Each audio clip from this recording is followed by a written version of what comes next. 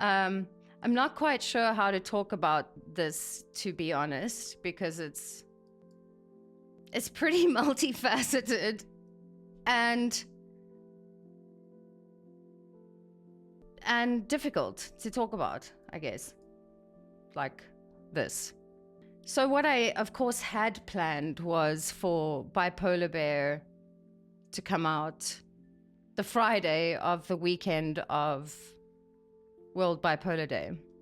So I'm celebrating that release, but in like a multitude of ways, because it is a very cathartic release for me to finally release the stuff like that's been, that's been here since 2012 and haunting me. I've had to go and relive everything and read those things that I wrote and see the pictures I sent people, unsolicited, naked pictures, to my whole phone book. Like, not just dudes, like women, like whoever I thought needed to see how incredibly beautiful I was, because I was so feeling myself. And I literally had no filter. And it's really painful to go and relive that with new eyes, 12 years later eyes. You're a whole fucking different person.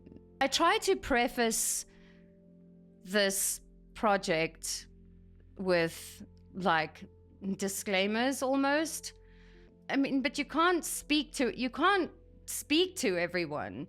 You can't speak to everyone every day and expect everyone to see all your things that you put on social media. Like, so one day somebody might see something and they're like, whoa, what's that about? And in my mind, it makes sense because I've planned this all out, and it makes sense to me because I understand the story and it's my story. So of course. So anyway.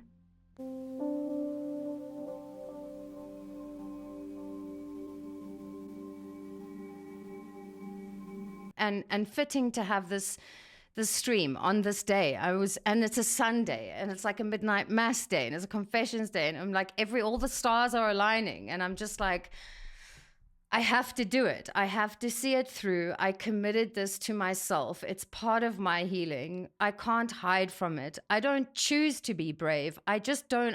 I don't, like, if someone says, that's brave, it's not brave. It's like, I don't see that. I see it as a necessity, because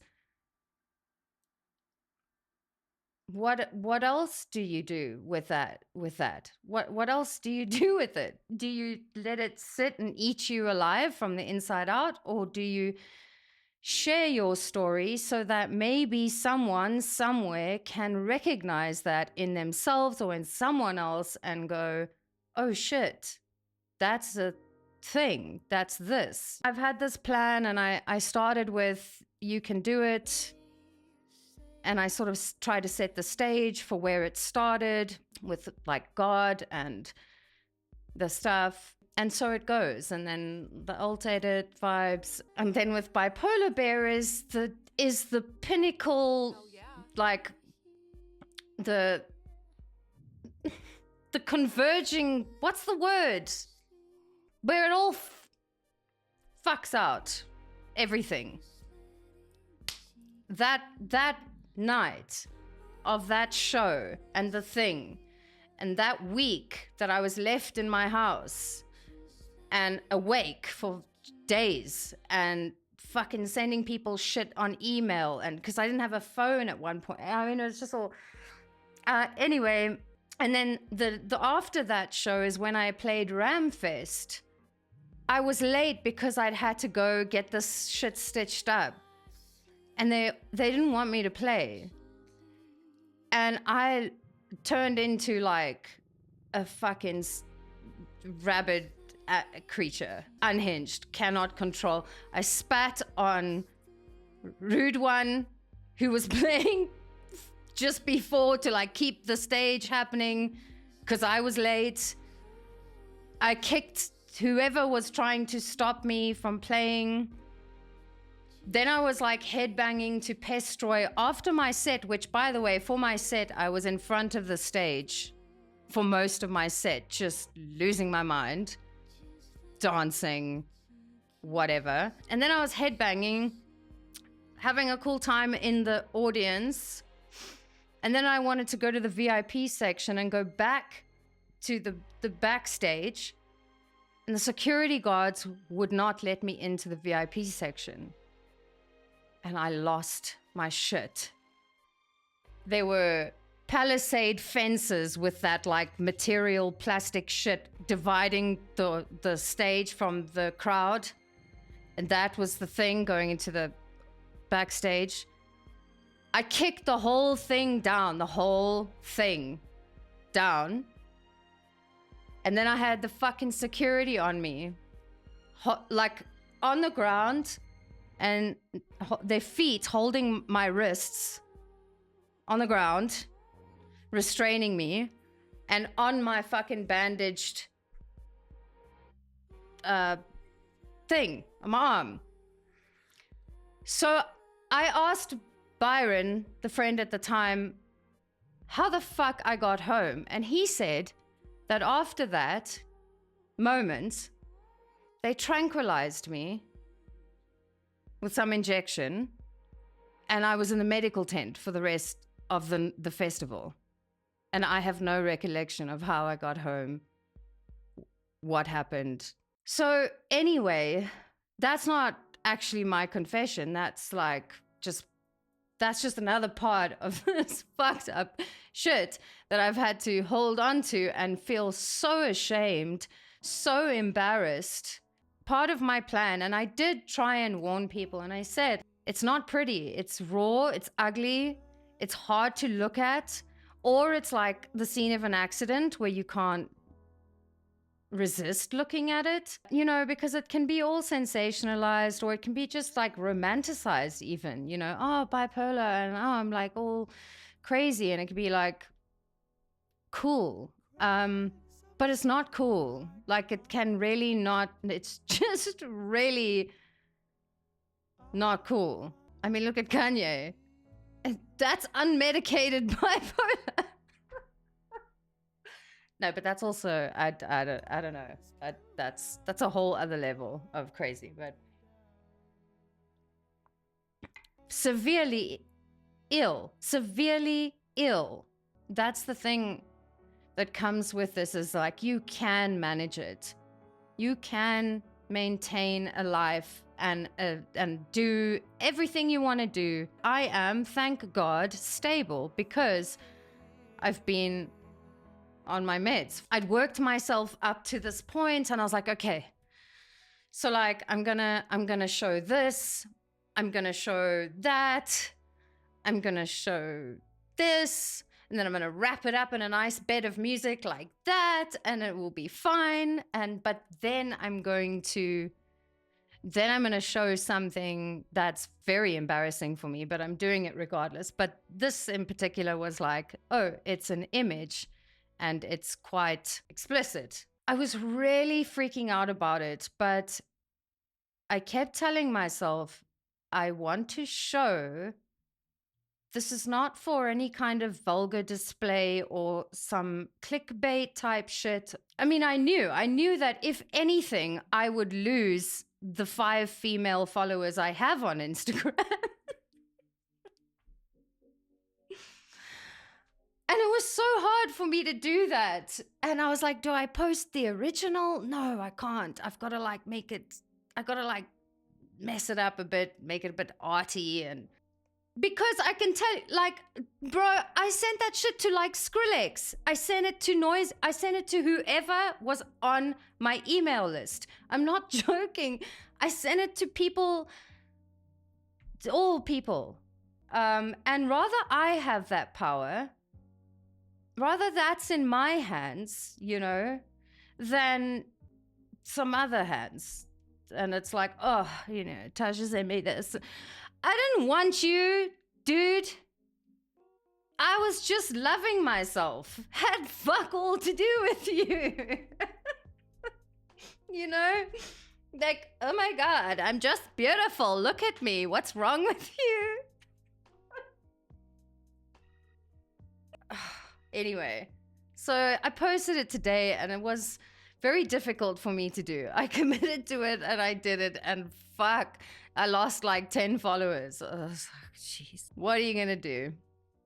So I was really worried about that. So, like, some people just post shit like that on their profiles just for like a normal day. You know, it's just a normal day on my Instagram. But, you know, it's not normal for me. So yeah, then I lost a bunch of people, which is understandable. And I called it. I knew that would happen. How do you express or portray something like that unless it's wrapped in like, and that's why I wanted to do this little like mini documentary montage thing, as well as a book, like the merch book, like the diary, and then like the originals and the whatevers can live in that book, or something can live in like this little mini montage. And then suddenly it's tasteful and arty and educational, but you know, irritating. But I did what I set out to do, and that's what matters. And what I'm gonna say now is hard for me to say, okay? But I am proud of me.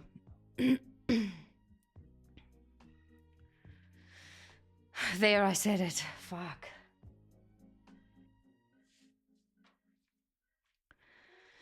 Yeah. I have to say that. But in kind of going back and reflecting on all of this, I was like, no, actually, fucking pat yourself on the back, dude. Yeah. Very hard. Very hard. Can I clap for myself? I'm even gonna clap. I'm even clapping for myself, guys. If I can't celebrate myself, then you're being a hypocrite. And you can't preach and be sanctimonious. I mean, do you know what I'm saying? Yeah, you know what I'm saying. So yeah, so I had to just like turn it around. I get very uncomfortable when people say things like that. I don't know how to deal with things like that. I get dumb and awkward. Whereas pre-2012, Tasha was like, oh yeah, I'm amazing. But yeah, that was a whole different person, and it's crazy to watch that shit. It's crazy to watch. Who are you? I don't even recognize you. And at the same time, it's like cringe. It's like, fuck off already. I know I lost a lot of people along the way.